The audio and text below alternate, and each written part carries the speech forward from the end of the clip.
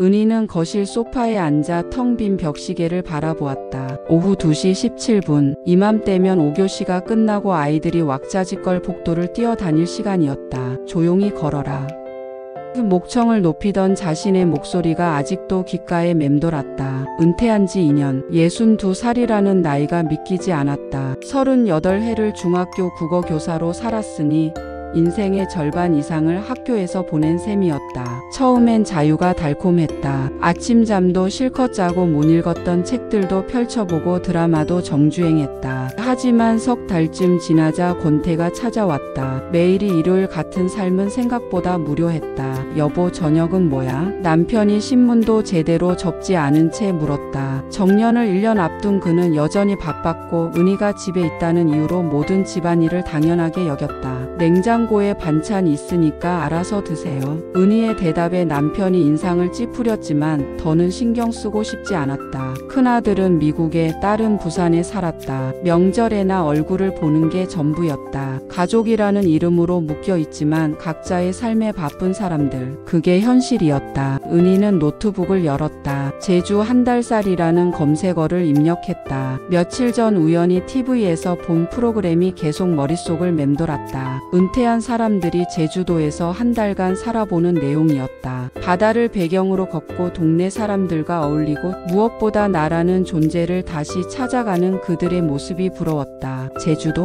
혼자 가려고? 남편이 어깨너머로 화면을 보며 콧방귀를 뀌었다. 쓸데없는 짓 하지 말고 집이나 잘 봐. 혼자 뭘 하겠다고. 은희는 조용히 노트북을 닫았다. 하지만 마음은 이미 결정되어 있었다. 38년을 학생들을 위해 20년을 가족을 위해 살았다. 이제 남은 인생의 한 달쯤은 오롯이 자신을 위해 써도 되지 않을까. 일주일 뒤 은희는 제주행 비행기에 몸을 실었다. 공항까지 배웅은커녕 한 달이나 하며 못마땅해 하던 남편의 표정이 아직도 선했지만 비행기가 이륙하자 창밖으로 서울이 점점 작아졌다. 그 도시에 자신의 지난 세월이 모두 담겨 있었지만 지금 이 순간만큼은 그 모든 것으로부터 자유롭고 싶었다. 제주 공항에 도착했을 때 짭짤한 바다 냄새가 코끝을 스쳤다. 은희는 깊게 숨을 들이쉬었다. 낯선 공기였지만 이상하게 마음이 편안해졌다. 예약해둔 작은 바닷가 마을의 게스트하우스로 향하는 버스 안에서 은희는 처음으로 진짜 웃음을 지었다. 창밖으로 펼쳐진 푸른 바다와 한라산의 능선이 그녀를 반기고 있었다. 62살 늦지 않았어.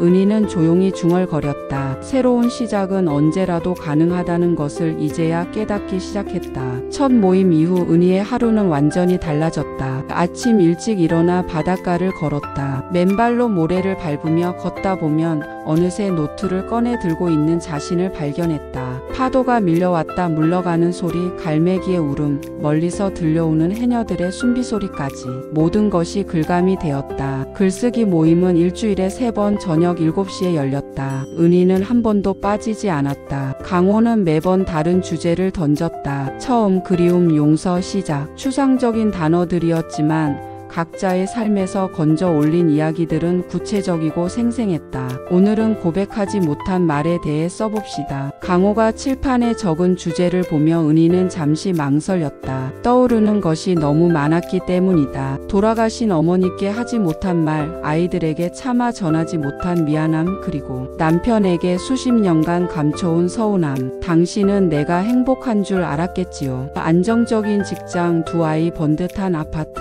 하지만 나는 매일 밤 창문을 보며 생각했습니다. 이게 내 인생의 전부일까 하고. 당신에게 사랑한다는 말을 들은 게 언제였는지 기억도 나지 않습니다. 나도 마찬가지였지만요. 은희가 글을 읽자 강의실이 조용해졌다. 같은 시대를 살아온 사람들이었기에 그 침묵 속에는 깊은 공감이 담겨 있었다. 은희 선생님의 글은 날이 갈수록 깊어지네요. 강호의 평가에 은희는 수줍게 웃었다. 그의 칭찬이 좋았다. 아니, 그가 자신의 글을 진지하게 읽어준다는 사실이 좋았다. 모임이 끝난 후 강호가 은희에게 다가왔다. 바닷가 찻집에 차 한잔하러 가실래요? 제가 자주 가는 곳인데 조용하고 좋습니다. 은희는 잠시 주저했다. 남편이 아닌 남자와 단둘이 차를 마신다는 것이 몹시 어색했다. 하지만 강호의 눈빛에는 아무런 부담스러움이 없었다. 찻집은 바다가 한눈에 내려다 보이는 언덕에 있었다. 주인 할머니가 직접 덕근 녹차를 내왔다. 강호는 창밖을 바라보며 천천히 말을 꺼냈다. 저도 은퇴하고 나서 한동안 길을 잃었습니다. 시인이라는 직업이 은퇴가 있나 싶지만 더 이상 시가 써지지 않더군요. 그래서 여기 왔습니다. 가르치면서 다시 배우고 있어요. 가족은 서울에 계세요? 은희의 조심스러운 질문에 강호의 표정이 잠시 어두워졌다. 아내가 있습니다. 요양병원에요. 10년째 의식이 없습니다. 은희는 숨이 막혔다. 무슨 말을 해야 할지 알 수 없었다. 매달 한 번씩 찾아갑니다. 의사는 기적은 없을 거라고 하지만 그래도 제 아내니까요. 무거운 침묵이 흘렀다. 은희는 갑자기 죄책감이 들었다. 이 따뜻한 감정을 느끼는 자신이 부끄러웠다. 저도 아내에게 고백하지 못한 말이 있습니다. 강호가 쓸쓸히 웃었다. 미안하다는 말이요. 건강할 때 더 잘해주지 못해서. 지금도 매일 그 말을 하지만 그녀는 듣지 못하죠. 바다의 어둠이 내려앉고 있었다. 등대가 규칙적으로 빛을 내뿜기 시작했다. 은희는 강호의 외로움이 자신과 다르면서도 같다는 것을 느꼈다. 우리 친구가 될 수 있을까요? 강호가 물었다. 은희는 고개를 끄덕였다. 그 순간 두 사람 사이에 말로 설명할 수 없는 유대감이 생겨났다. 그것은 사랑도 우정도 아닌 그 중간 어딘가에 있는 감정이었다. 제주의 3주차 은희와 강호의 일상은 자연스럽게 엮여갔다. 아침 산책을 함께하고 오후엔 각자 글을 쓰다가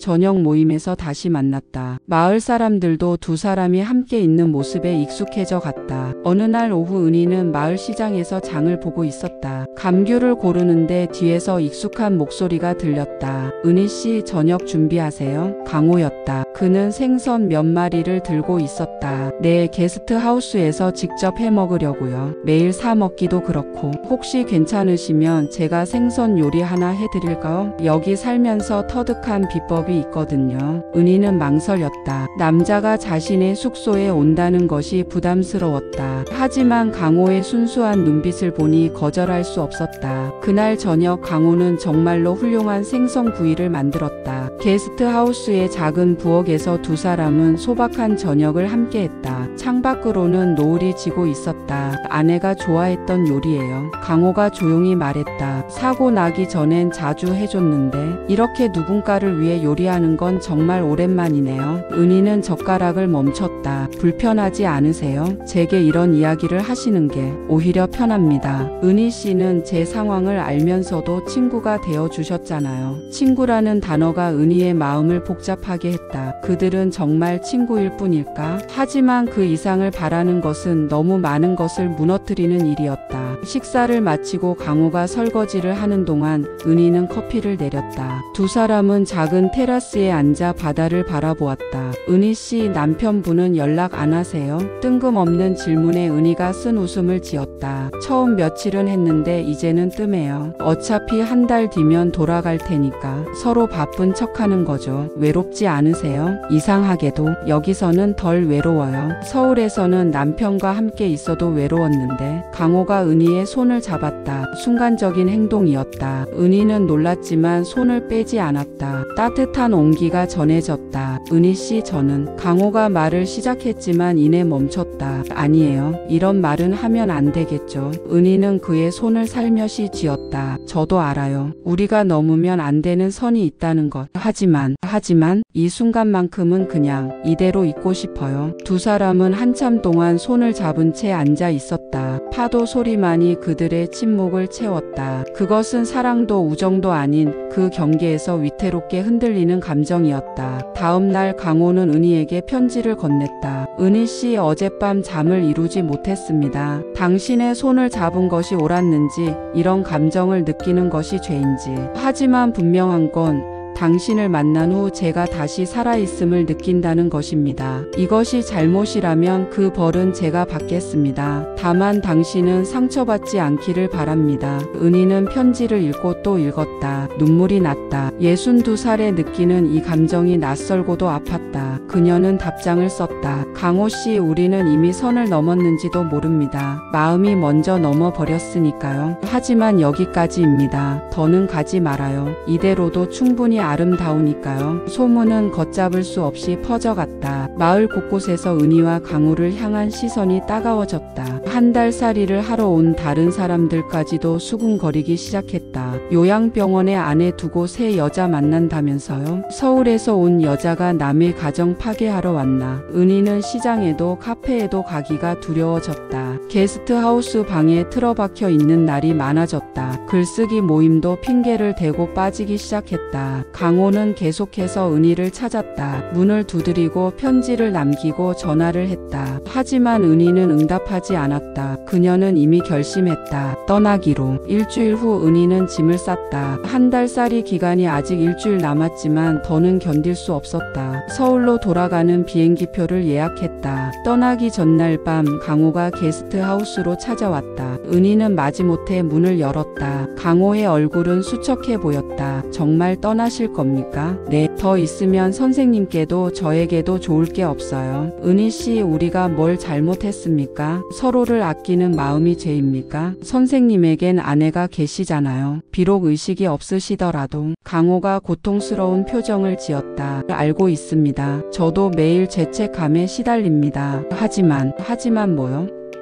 은희의 목소리가 날카로워졌다. 우리가 이런 감정을 느끼는 것 자체가 잘못이에요. 저는 남편이 있고 선생님은 아내가 계시고 우리 나이에 이게 뭐 하는 짓입니까? 강호가 은희의 손을 잡으려 했지만 그녀는 뒤로 물러섰다. 은희 씨, 한 가지만 물어보겠습니다. 나를 만난 것을 후회하십니까? 은희는 대답하지 못했다. 후회한다고 말하기엔 너무나 소중한 시간들이었고 후회하지 않는다고 말하기엔 너무나 무거운 죄책감이 있었다. 저는 강호가 말을 이었다. 당신을 만난 것을 후회하지 않습니다. 오히려 감사합니다. 죽어있던 제 영혼을 살려주셨으니까요. 그런 말 하지 마세요. 더 힘들어져요. 은희 씨, 강호가 마지막으로 말했다. 부디 행복하세요. 서울에 돌아가서도 당신답게 사세요. 글을 계속 쓰시고요. 그는 작은 봉투를 은희에게 건넸다. 나중에 읽어보세요. 제가 처음으로 다시 쓴 시입니다. 당신 덕분에 쓸 수 있었어요. 강호가 떠난 후 은희는 봉투를 열었다. 거기엔 짧은 시가 적혀 있었다. 늦은 봄. 예순이 넘어 만난 당신은 늦은 봄에 피는 꽃 같았습니다. 모두가 끝났다 여긴 계절에 혼자 피어난 꽃. 그 꽃을 꺾을 수도 가질 수도 없지만 바라본 것만으로도 내 겨울은 끝났습니다. 은희는 시를 읽으며 흐느꼈다. 창밖으로 제주의 밤바다가 검게 일렁이고 있었다. 다음 날 아침 은희는 공항으로 향했다. 강호는 나타나지 않았다. 비행기가 이륙할 때 은희는 창밖을 내다보았다. 작은 바닷가 마을이 점점 멀어져 갔다. 그곳에 강호가 있을 것이다. 아내를 향한 의무와 은희를 향한 마음 사이에서 홀로 싸우고 있을 것이다. 서울에 도착했을 때 남편이 공항에 마중 나와 있었다. 무슨 일 있었어? 일주일이나 일찍 오다니. 그냥 집이 그리워서요. 거짓말이었다. 하지만 진실을 말할 수는 없었다. 62에 느낀 떨림과 아픔을 누가 이해해 줄 수 있을까? 은희가 서울로 돌아온 지 2달이 지났다. 제주에서의 한 달이 꿈처럼 아득하게 느껴졌다. 다시 시작된 일상은 예전과 똑같았다. 남편은 여전히 신문과 TV에만 관심이 있었고 텅 빈 집은 더욱 크게 느껴졌다. 그러던 어느 날 우편함에서 두툼한 봉투를 발견했다. 강호의 편지였다. 은희 씨, 그동안 잘 지내셨는지요? 당신이 떠난 후 많은 일이 있었습니다. 먼저 전해드릴 소식이 있습니다. 지난달 아내가 10년간의 투병 끝에 세상을 떠났습니다. 마지막 순간까지 의식은 돌아오지 않았지만 평화로운 얼굴이었습니다. 이제야 그녀도 저도 자유로워진 것 같습니다. 장례를 치르고 나니 많은 생각이 들었습니다. 당신과 함께했던 시간들이 죄책감으로 남을까 두려웠는데 오히려 감사한 마음이 더 큽니다. 당신 덕분에 다시 살아있음을 느꼈으니까요. 은희 씨, 이제 저는 아무런 구속 없이 당신께 말할 수 있습니다. 당신을 사랑합니다. 64세 나이에 이런 말을 하는 것이 우스울지 모르지만 진심입니다. 은희는 편지를 읽으며 눈물을 흘렸다. 복잡한 감정이 밀려왔다. 기쁨과 슬픔 그리고 여전한 두려움이 뒤섞였다. 그날 저녁 은희는 오랜만에 남편과 마주 앉았다. 여보, 우리 이야기 좀 해요. 남편이 의외라는 듯 신문을 내려놓았다. 무슨 이야기? 우리 이렇게 사는 게 맞을까요? 한 지붕 아래 있지만 각자 사는 것처럼. 남편은 잠시 침묵하다가 한숨을 쉬었다. 당신도 느꼈구만. 나도 알아. 우리가 언제부터인가 남남처럼 살고 있다는 거. 그럼 왜 아무 말도? 귀찮았어. 이 나이에 뭘 바꾸겠어. 그냥 이렇게 살다가 가는 거지. 은희는 가슴이 답답했다. 30년을 함께 산 부부가 이렇게 메마를 수 있다는 것이 슬펐다. 저는 이제 다르게 살고 싶어요. 뭐? 이혼하자는 거야? 그것도 하나의 방법이겠죠. 의외로 남편은 크게 동요하지 않았다. 오히려 시원한 표정이었다. 그래, 생각해보자. 아이들한테 뭐라고 할지도 의논하고. 일주일 후 은희의 휴대폰이 울렸다. 강호였다. 은희씨, 잘 지내시죠? 제가 다음 주에 서울에 갑니다. 출판사 미팅이 있어서요. 혹시 시간 되시면. 네, 만나요. 약속 장소는 인사동의 한 전통찻집이었다. 강호는 2달 전보다 훨씬 편안해 보였다. 아내를 떠나보낸 후에 애도 기간을 잘 보낸 듯 했다. 은희씨, 많이 여유셨네요. 강호씨는 오히려 좋아 보이세요. 두 사람은 마주 보며 웃었다. 어색함은 없었다. 오히려 오랜 친구를 만난 것처럼 편안했다. 남편과 이야기했어요. 이혼하기로 했습니다. 강호가 놀란 눈으로 그녀를 바라보았다. 제 때문은 아니겠죠? 아니에요. 당신을 만나기 전부터 이미 끝난 사이였어요. 다만 인정하지 않았을 뿐이죠. 은희씨, 강호씨, 우리 다시 시작할 수 있을까요? 이 나이에 새로운 사랑을 한다는 게 가능할까요? 강호가 은희의 손을 잡았다. 따뜻한 온기가 전해졌다. 나이는 숫자일 뿐입니다. 중요한 건 지금 우리가 느끼는 이 감정이죠. 두렵지 않으세요? 사람들의 시선이나. 두렵죠. 하지만 당신과 함께라면 견딜 수 있을 것 같습니다. 은희가 고개를 끄덕였다. 창밖으로 인사동의 봄 풍경이 펼쳐져 있었다. 새잎이 돋아나고 사람들이 활기차게 걸어 다녔다. 제주로 다시 오시겠어요? 강호가 물었다. 네, 이번엔 돌아오지 않을 거예요. 두 사람은 오랜 시간 찻집에 앉아 미래를 이야기했다. 제주에서 함께 살 작은 집, 계속 이어갈 글쓰기 모임, 그리고 남은 인생을 함께 할 계획들. 60을 넘긴 나이였지만 마치 20살의 연인들처럼 설렜다. 3달 후 은희는 다시 제주에 있었다. 이번엔 짐을 가득 실은 이삿짐 차와 함께였다. 서울의 아파트를 정리하고 이혼 절차를 마무리한 후에 새로운 출발이었다. 강호가 공항에 마중 나와 있었다. 3달 만에 만난 그는 여전히 따뜻한 미소를 짓고 있었지만 눈가에는 그리움의 흔적이 역력했다. 정말 오셨네요. 약속했잖아요. 이번엔 돌아가지 않는다고. 두 사람은 포옹했다. 주변 사람들의 시선이 느껴졌지만 더 이상 신경 쓰지 않았다. 강호가 준비한 집은 바다가 보이는 작은 한옥이었다. 마당에는 감나무가 있었고 툇마루에서는 바다가 한눈에 들어왔다. 여기서 함께 살면 어떨까 싶어서. 마음에 드세요? 은희는 집을 둘러보며 눈시울이 붉어졌다. 곳곳에 강호의 세심한 배려가 느껴졌다. 서재에는 책상이 2개 나란히 놓여 있었고 부엌에는 은희가 좋아한다고 했던 찻잔들이 정리되어 있었다. 완벽해요. 정말 고마워요. 첫날 밤 두 사람은 툇마루에 앉아 막걸리를 나눠 마셨다. 파도 소리가 자장가처럼 들려왔다. 아이들 반응은 어땠어요? 강호가 조심스럽게 물었다. 처음엔 충격받았죠. 특히 아들이. 하지만 제가 행복하다니까 결국 이해해 주더라고요. 딸은 오히려 응원해 줬어요. 엄마도 자기 인생을 살아야 한다고. 다행이네요. 저도 형님께 말씀드렸어요. 요양병원에서. 형님이 잠깐 정신이 돌아오셨을 때 제가 이제 혼자가 아니라고 했더니 환하게 웃으시더라고요. 일주일 후 두 사람은 작은 프로젝트를 시작했다. 바람의 글방이라는 이름의 북카페 겸 글쓰기 교실이었다. 1층은 카페, 2층은 강의실로 꾸몄다. 개업 첫날 예상외로 많은 사람들이 찾아왔다. 예전 글쓰기 모임 사람들은 물론 소문을 듣고 온 마을 주민들도 있었다. 두 분이 함께 뭔가를 시작한다니 기대가 돼요. 우리 마을에 이런 공간이 생기다니. 처음에 그들을 수군거렸던 사람들도 이제는 달라진 표정으로 축하해 주었다. 시간이 지나면서 사람들도 변한 것이다. 은희는 오전에는 청소년들을 위한 글쓰기 수업을, 강호는 오후에 성인시 창작 수업을 진행했다. 저녁에는 함께 북토크나 작은 문학 행사를 열었다.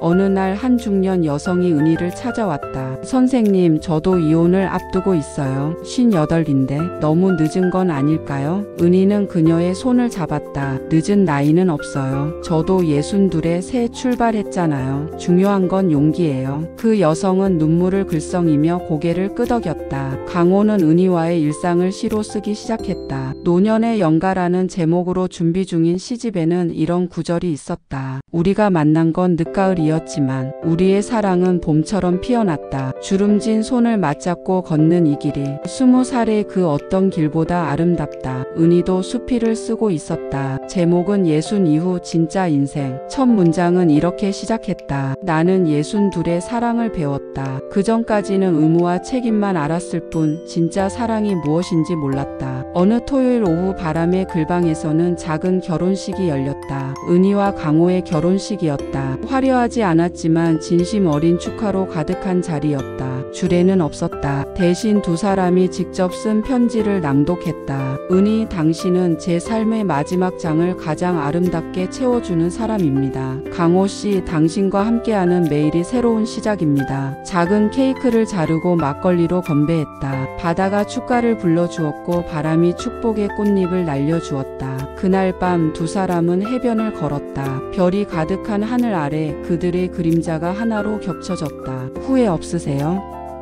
강호가 물었다. 단 하나도요. 은희가 대답했다. 오히려 더 일찍 만나지 못한 게 아쉬울 뿐이에요. 아니에요. 지금이 가장 완벽한 시간이에요. 우리가 진짜 우리가 될 수 있는 시간. 바람의 글방이 문을 연 지 2달이 지났다. 이제 카페는 마을의 중심지가 되었고 은희와 강호의 일상은 안정적인 리듬을 찾아가고 있었다. 매일 아침 함께 카페 문을 열고 저녁에는 손잡고 바닷가를 걸었다. 평범하지만 행복한 나날이었다.